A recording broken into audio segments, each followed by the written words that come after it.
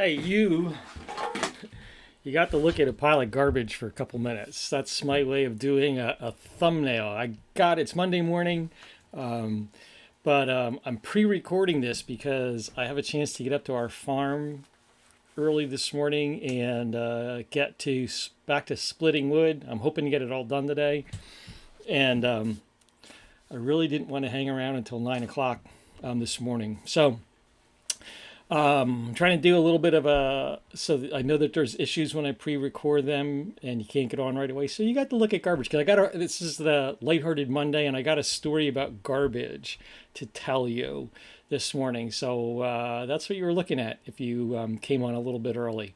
So, hey, good morning and welcome to Monday. My phone, hold on just a second. Anyway, sorry about that. I'm back. The nice thing about pre-recording is you can pause when you need to and when your phone's vibrating. So, my lighthearted Monday story this morning. I got a story about Waldheim. I think probably most of you that I know watch this have an idea of Waldheim is. Waldheim is our church camp located over in South. Actually, it's not anymore. At one time, it was our church camp meeting, and located over on south side of Allentown, right across the street from South Mountain, what I used to call junior high school, I guess, middle school, over there, right off of Emmaus Avenue. I think it's not necessarily doesn't belong to our denomination anymore. I think it's more of it's owned by a board, an organization. Anyway, all that to say, when I was a kid, Waldheim was our church camp meeting. And we lived in Allentown when I was a young kid, and so we would go over to Waldheim. I don't remember my age, but I'm guessing this had to be an event that happened in elementary school when I was pretty young. I have really very vivid memories of this. Our district superintendent at that time was a guy named Reverend J. Carl Harper, and Harper, very nice guy, very nice guy. He was kind of the boss, the overseer for a district of pastors at that time. So he was, I guess you would call him my dad's supervisor. And this was during a week of camp meeting, and this was during the day. I have no idea what we were doing there in the daytime. If I recall, during camp meeting week, there were day Bible studies and there was night events.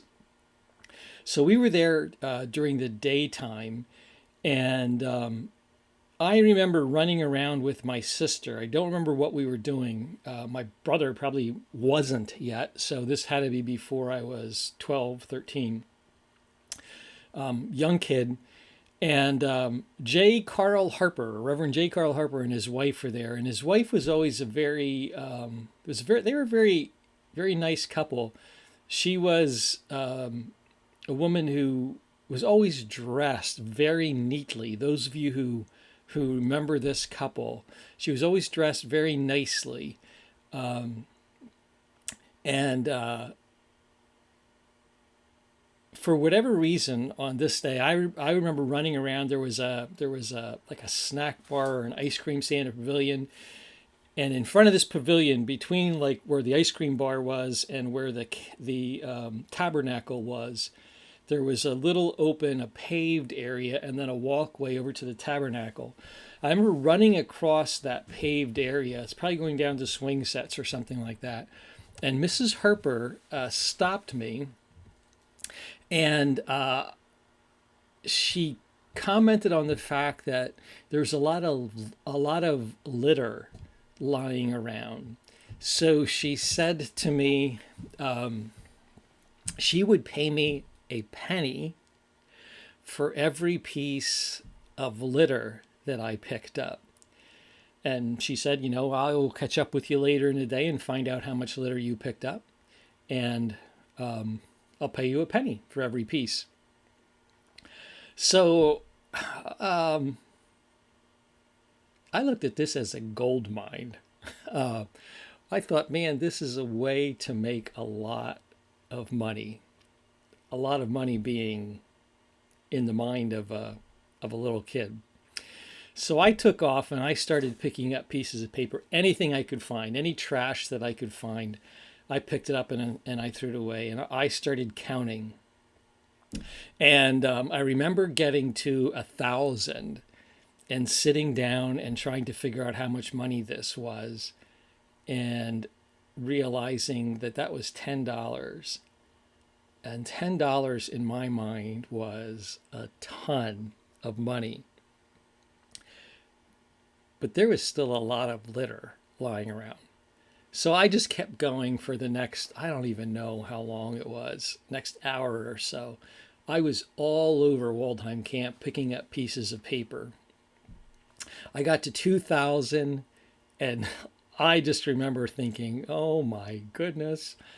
I got to 3,000 and I felt so bad that I stopped counting at 3,000.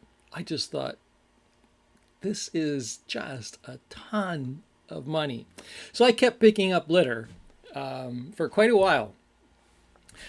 Filled up a garbage can with all kinds of litter, and later in the day, Mrs. Harper came back and found me and asked me how many pieces of paper, how many pieces of garbage I had picked up, and I was almost afraid to tell her because for me, 3,000 pennies, $30 was almost an unimaginable amount of money for me as a little kid.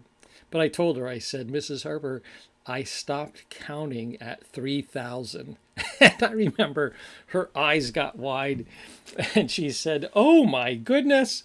And she actually said, I don't have that much money with me. I think she gave me a couple bucks and then promised that she would get the rest to me. And she did. By the end of the day, I would imagine that she had to go to her husband and maybe to a couple friends and ask for some money. But she paid me. She gave me $30 for cleaning up litter. But I will never forget that moment. As I don't even know if I ever.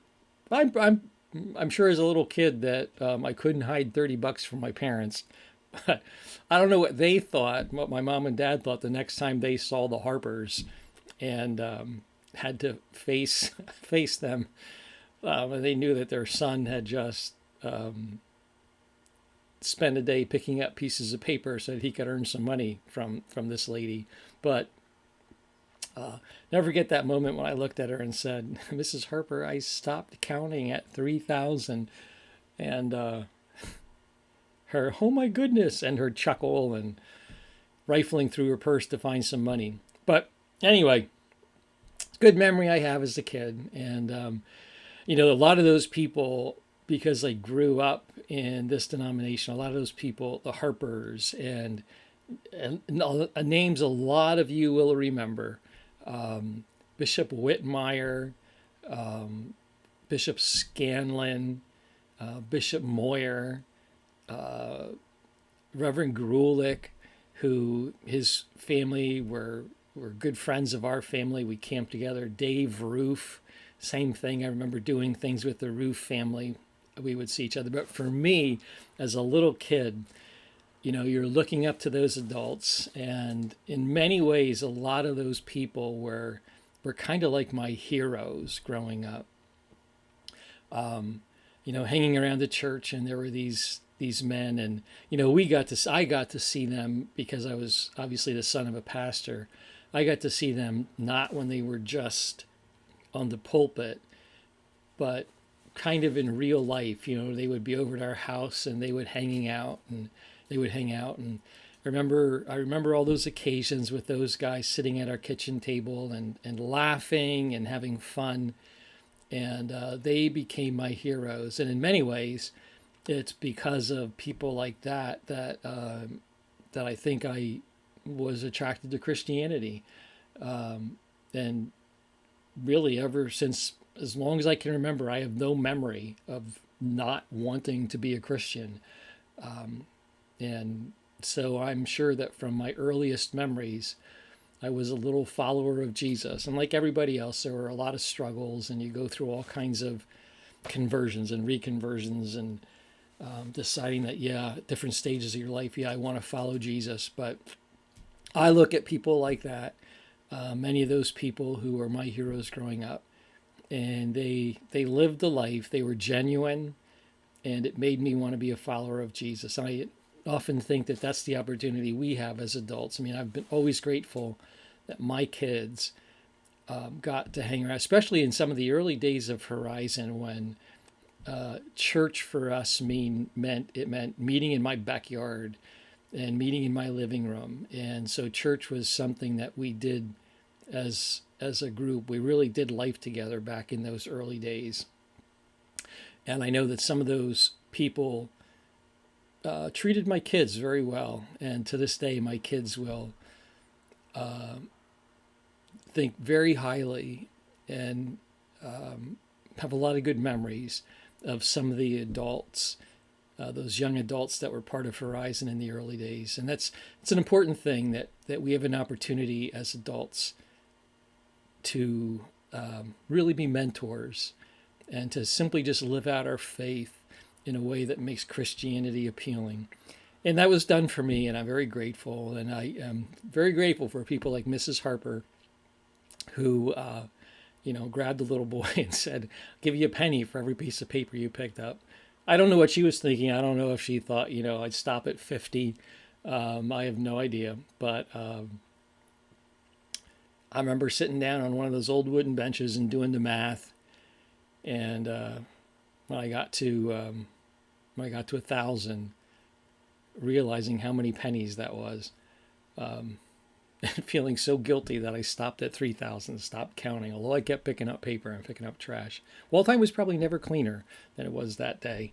Anyway, so it's a good memory I have, and lighthearted memory of some good people who were instrumental in my faith. And that's what we get to be, you and I.